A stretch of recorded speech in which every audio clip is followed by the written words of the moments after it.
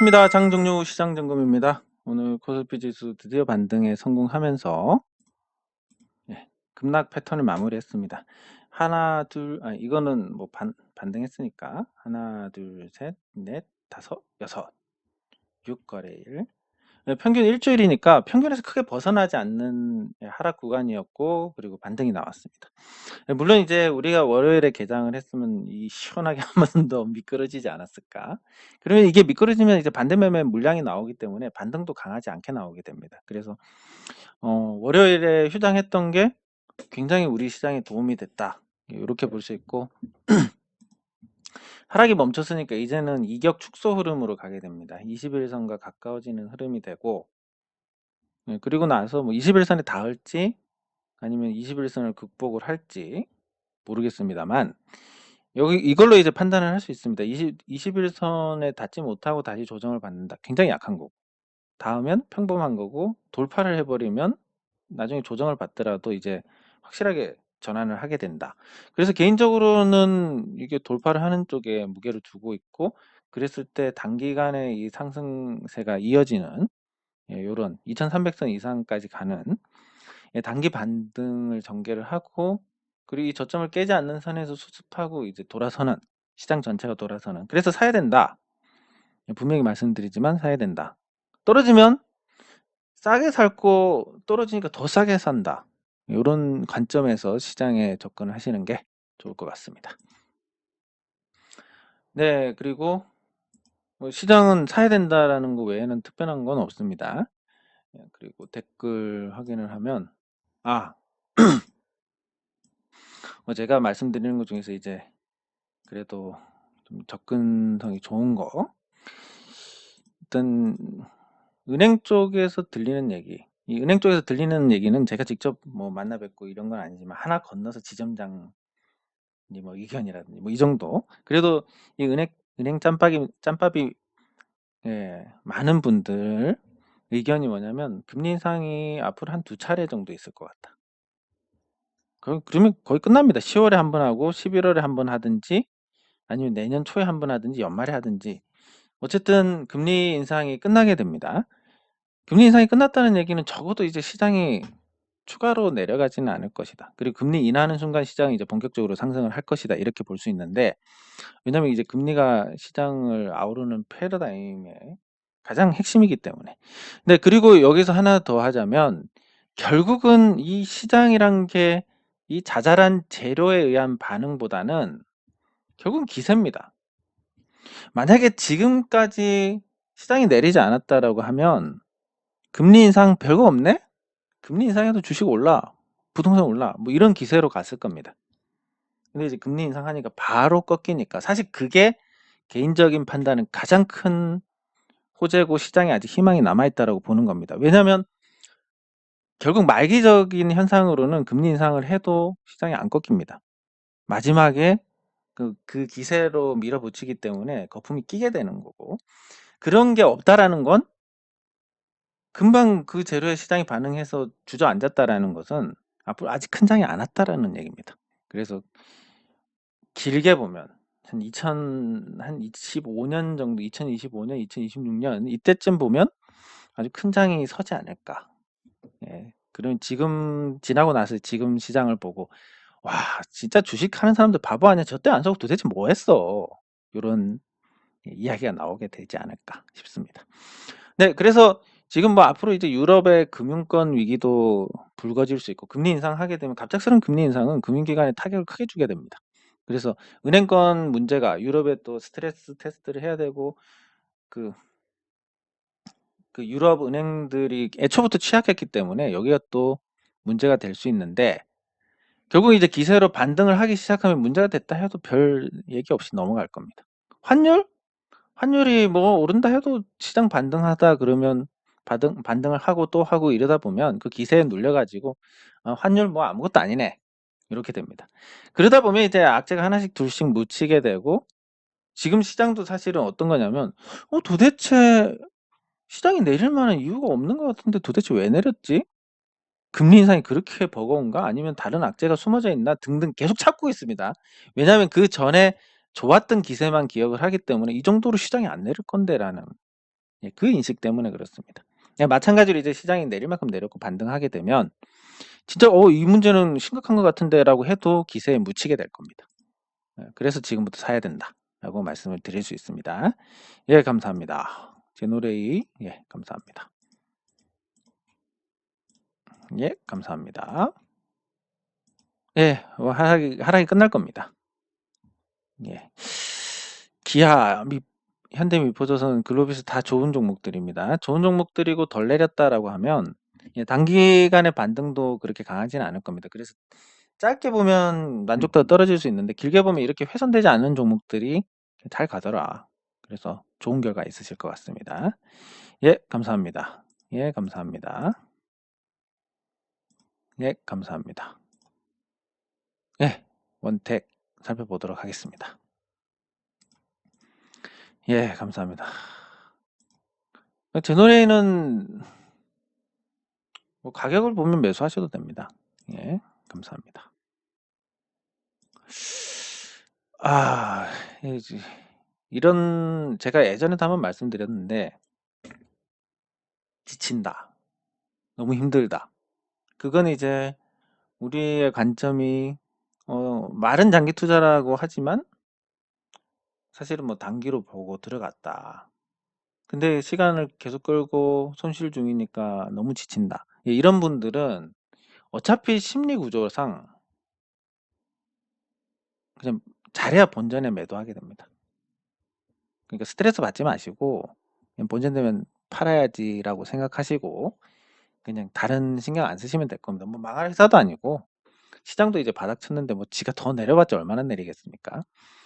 예, 그래서 그렇게 하시면 되고 이 심리 구조상 크게 가져갈 수 없는 거기 때문에 그냥 깔끔하게 원금에 정리하시고 운이 따라주면 내가 정리했는데 주가가 많이 빠지네? 그러면 오랫동안 지켜봤고 또 잘 알게 된 종목이고 그리고 내가 팔고 내려간 가격에서 또 기꺼이 살 수 있고 심리가 다릅니다. 10,000원에 갖고 있는 거랑 또 9,000원에 갖고 있는 거랑 심리가 다르니까 그런 기회가 주어진다면 다시 사시고 아니고 날아간다면 할 수 없는 거고 예, 그렇게 하셔야 됩니다. 네, 감사합니다. 예, 감사합니다. 이 심리 구조상 저기서 계속 버티면서 결국은 큰 수익을 냈다. 이게 굉장히 어렵습니다. 예, 그러면 원택부터 살펴보도록 하겠습니다.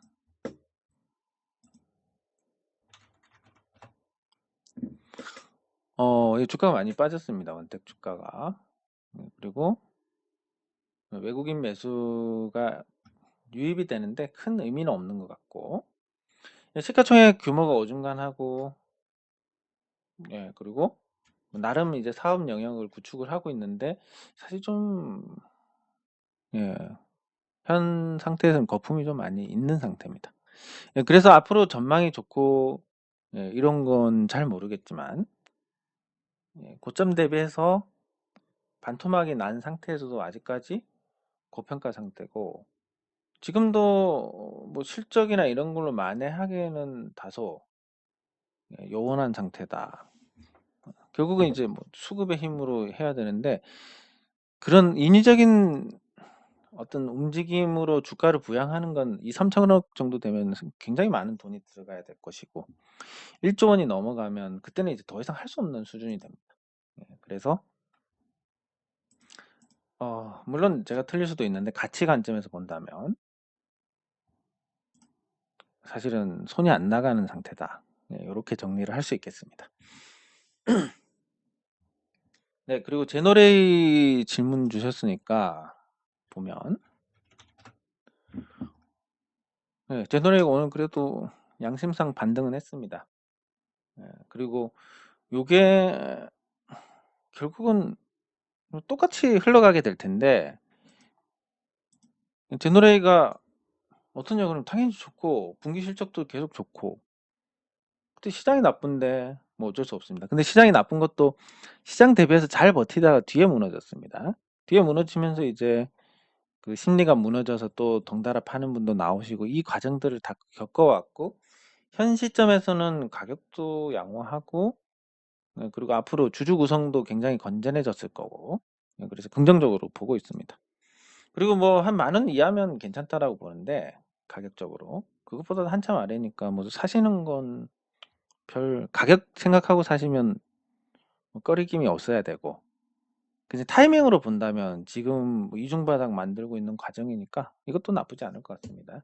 타이밍도 좋고 가치도 좋고, 그래서 사시는 거에 대해서는 뭐 편하게 사시면 되고, 다만 이제 스트레스 단기간에 뭐 크게 오른다 이런 건 아니니까 괜히 이제 단기간에 뭐 크게 먹어야지, 아니면 마음은 이제 좋은 가격에 샀으니까 장기 투자해야지라고 하는데 매일 뭐 마이너스 1% 됐다가 플러스 1% 됐다가 이런 거 겪다 보면 진짜 도대체 이 새끼는 언제 가 이렇게 되는 거니까, 그렇게 생각과 또 다른 현실이 다른, 예, 그런 매매는 안 하시는 게 바람직하지 않을까 싶고, 어쨌든 괜찮은 자리입니다.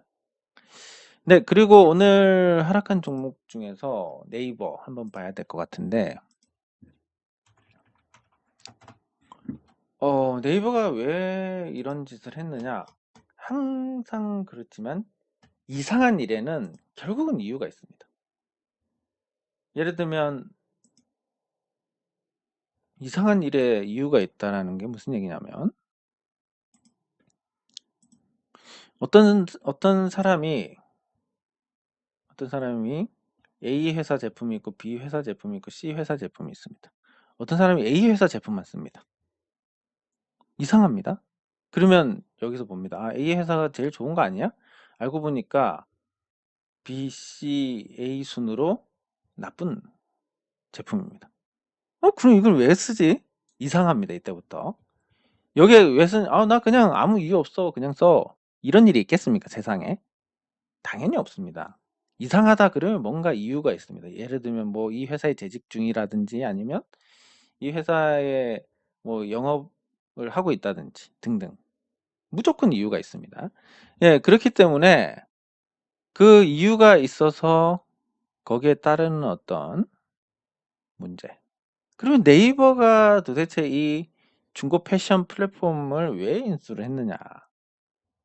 뭐 하나밖에 없지 않겠습니까? 제가 숱하게 봐온 기업의 해외 투자는 어떤 식으로든 새는 게 나올 수밖에 없습니다. 예를 들면 어떤 회사가 베트남에 1,000억을 투자했다.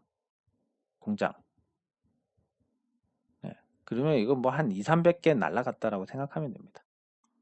네. 근데 옛날에 EV 첨단 소재 같은 경우는 굉장히 적은 금액으로 베트남 투자를 완료를 했기 때문에, 진짜 다른 회사들은 그런 식으로 많이 해먹겠구나. 그러면 네이버가 지금 2조 3천억짜리 회사를 인수를 했습니다. 물론 뭐 공식적으로는 이 가격이겠지만 뭔가 리베이트를 받든지 뭔가 있지 않을까. 왜냐면 와 진짜 좋은 기업을 샀다, 이게 아니라, 물론 이 회사에 이제 현금 보유가 어느 정도 있긴 하지만 이 회사의 가치가 이 정도는 안 됩니다. 예. 뭐 소위 말하면 플랫폼 회사다 보니까 실체는, 예, 그렇게 많지 않은 그런 상태라서, 요 결정은 굉장히 좀, 네이버 주가 폭락하는 거, 그 목표가도 떨어졌고, 그리고 돈을 엉뚱한데 이렇게 써버렸으니까 충분히 나올 만한 반응이다라고 그렇게 평가를 할 수 있습니다. 네, 그리고 요 매도 주체는 외국인이었고, 외국인 투자자들이 봤을 때 이거 너무 비싸게 샀다. 사실 이 플랫폼이라는 게 아주 위험할 수밖에 없는 게, 우리나라 당근마켓이 있습니다. 당근마켓 많이들 이용을 하고 계시고 이제 플랫폼으로서 자리를 잡아가고 있습니다. 근데 여러분, 당근마켓을 중국 기업이 인수를 했다. 그럼 예전처럼 쓸 수 있겠습니까? 뭐 아무리 해도 이탈하는 수요가 생길 수밖에 없고, 예, 그러다 보면 당근마켓을 인수한 가격보단 가치가 많이 떨어질 수밖에 없을 겁니다. 안 그래도 고평가 상태인데 외국 기업이 자신들 플랫폼을 인수를 했다. 그러면 뭐 다른 기업이 비슷한 플랫폼을 만들어서 하다 보면 밀릴 수밖에 없는. 그래서 그냥 뭐 돈 한 2조 원 날렸다, 이렇게 보는 게 맞을 것 같고, 2조 원이면 진짜, 네, 너무 아깝습니다. 그래서 오늘 시가총액이 내린 규모도 한 2조 원 정도 될 겁니다. 인수한 가격 정도 내렸습니다.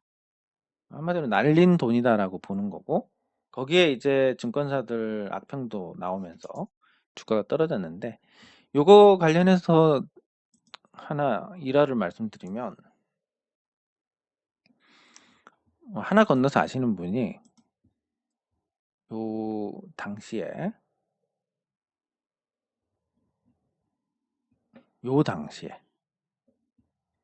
이 네이버 선물을 했습니다. 네이버 선물을 했건 앞으로 네이버가 무조건 잘 될 수밖에 없다. 자기는 여기 인생을 걸겠다 하신 분이 계십니다. 하나 건너서. 그래서 그분이 다행히 뭐 여기서 파셨으면 다행인데, 인생을 건다라고 하신 분이 뭐 10% 먹고 팔았겠습니까? 한 30만 원 초반대에 잡아가지고 아마도 계속 갖고 오시다가 진짜 완전 떡이 되지 않았을까 생각이 드는데, 그때 논리가 굉장히 좀 허술했던 그런 기억이 납니다. 네이버가 국내 인터넷을 장악하고 있으니까 결국은 다 먹을 거다, 이런 논리인데, 이미 검색 시장에서 구글한테 밀리고 있고 모바일은 카카오한테 밀리고 도대체 뭘 장악을 하는 건지, 이렇게 이제 순식간에 논파되는 근거를 가지고 주식 투자를 하면 큰일 납니다. 누가 들어도 맞네. 예를 들어 제노레이 아니 뭐 계속 실적 늘어나고 경쟁사 대비해서 반값에 훨씬 더 좋은 품질의 제품을 공급을 하는데, 그리고 수출을 해가지고 계속 해외 네트워크를 확장하고 그리고 해외 시장을 개척을 하고 있고, 그러다 보면 이제 규모의 경제가 돼서 생산 단가가 낮아지고 마진이 더 개선이 될 거고, 이러면 실적 계속 늘어나고 결국은 주가도 따라가지 않겠냐. 이 논리에 누가 반박을 하겠습니까? 뭐 기껏해야 제너레이 그렇게 수익 못 내. 근데 그 수익 못 내는 근거는 제시를 못 합니다.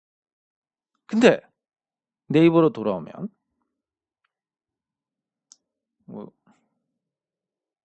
그 당시에 네이버가 우리나라 뭐 인터넷을 장악할 것이다. 이미 장악 못 했는데. 예.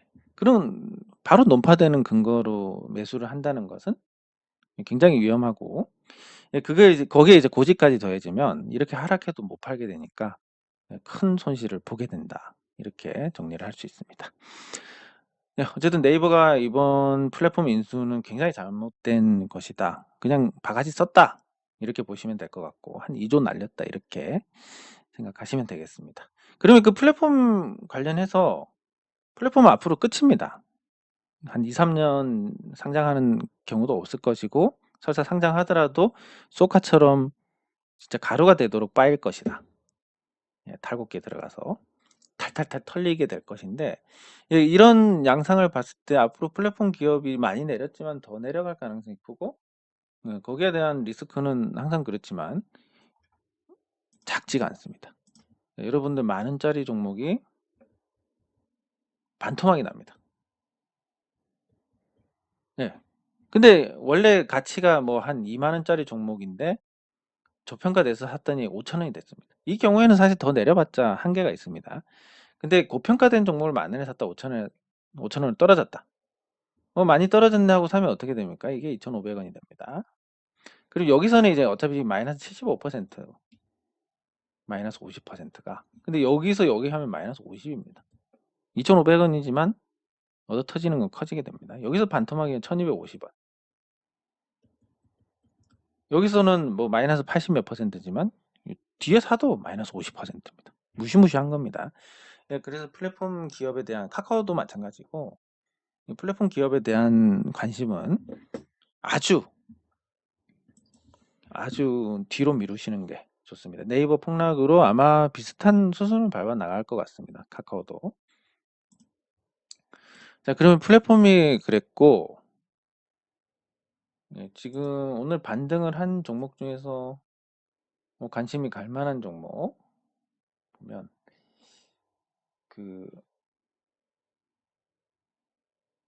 오늘 되게 반전이 있었던 게 이제 LG 에너지 솔루션.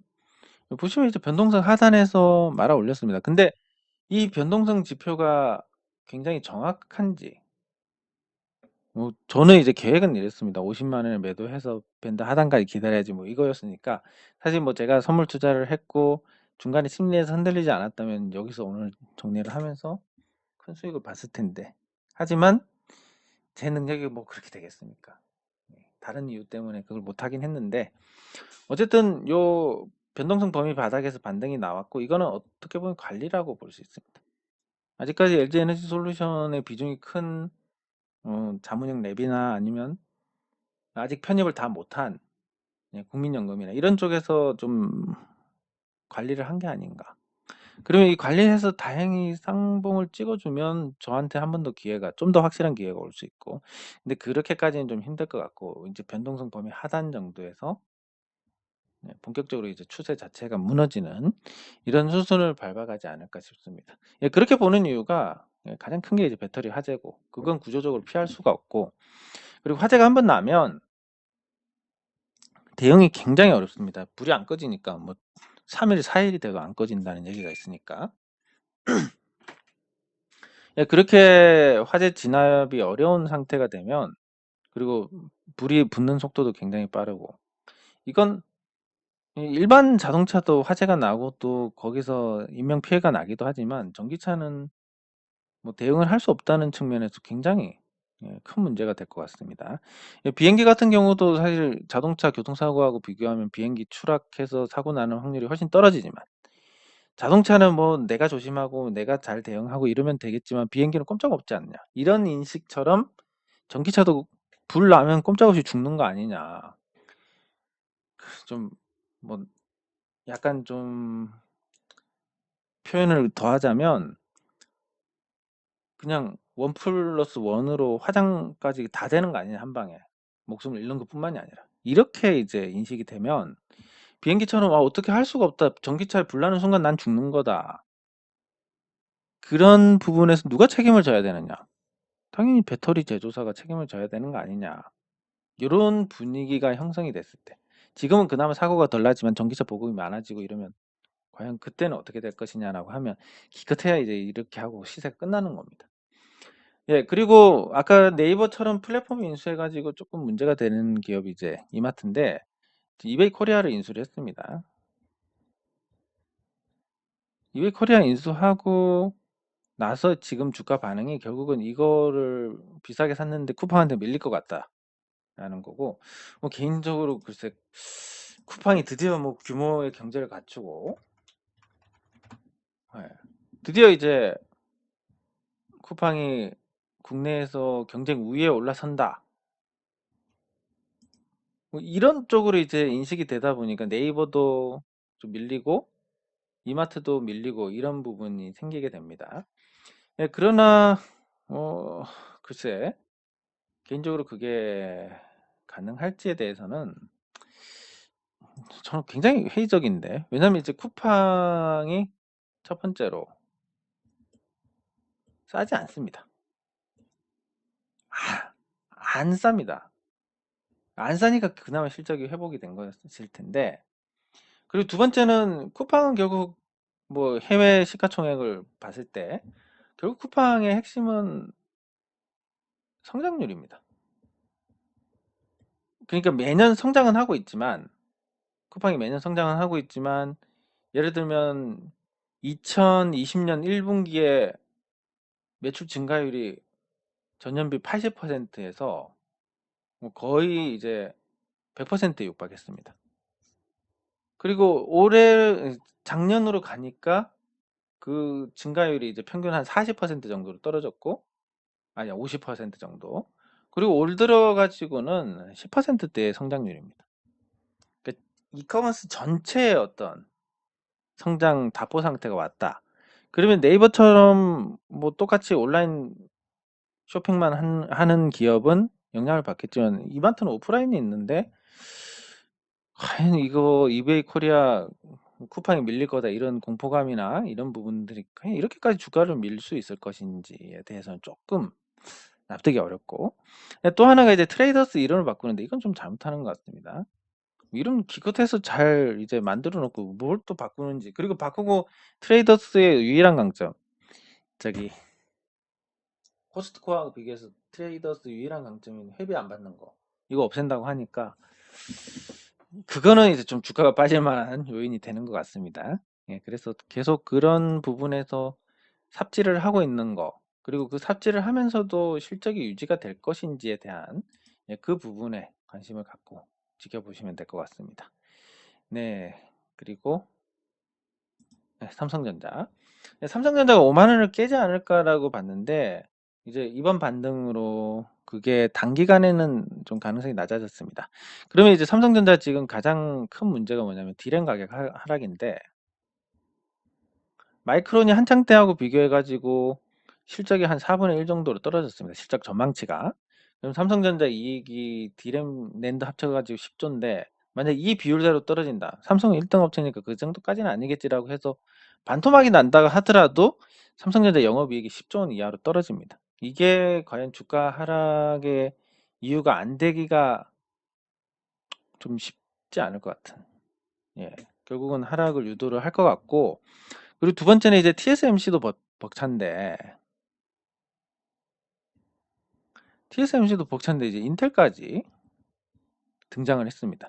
근데 TSMC 인텔 관련해서 삼성전자가 사실 어떻게 하다가 애플한테 퇴출을 당하고 다른 위탁 생산 업체한테 퇴출을 당했는지 잘 알려져 있지 않습니다. 물론 찾아보면 알 수 있지만 근데 근본적으로 이렇습니다. 애플이 이제 삼성하고 TSMC 양쪽에 다 맡겼을 때 삼성에서 위탁 생산한 칩을 사용한 핸드폰의 성능이 떨어지더라. 어떻게 삼성 폰을 쓰겠습니까? 삼성 칩을 쓰겠습니까? 위탁 생산한 칩을. 예, 그러니까 애플이 이제 전량 TSMC에서 물량을 받아가지고 생산을 하게 됐습니다. 근데 이런 거는 뭐 거의 알려져 있지 않습니다. 물론 뭐 찾아보려면 쉽게 찾아볼 수 있고 별로 뭐 접근성이 떨어지는 그런 정보는 아닌데 그럼에도 불구하고 이거를 이제 삼성에서 좀 노력을 해서 좀 숨기는 방향으로 가고 있는 것 같고 그리고 인텔의 기술력이 독보적인데 인텔이 지금 1.7나노 선언을 하고 있습니다.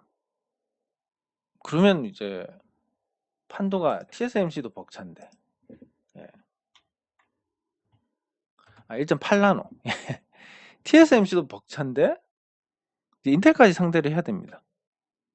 예, 삼성전자의 파운드리 사업 전망이 굉장히 나쁠 수밖에 없고 스마트폰은 이제 중국한테 거의 다 따라잡혔고 애플하고 격차는 너무 벌어졌고 디스플레이 LCD 적자에 이제 아몰레드도 OLED도 이제 중국 업체들이 등장을 하고 가전도 뭐 겨우 본전은 아니고 계속 그 자리에 있고 이러다 보면 이제 삼성전자 전망이 나빠질 수밖에 없는데 그 나쁜 걸 모두 반영하고 이제 이 정도 왔다라는 거니까 일시적으로 이제 당분간 반등 국면이 될 것 같습니다. 근데 뭐큰 기대는 할 수 없는 그 수준이라고 보시면 될 것 같고 그리고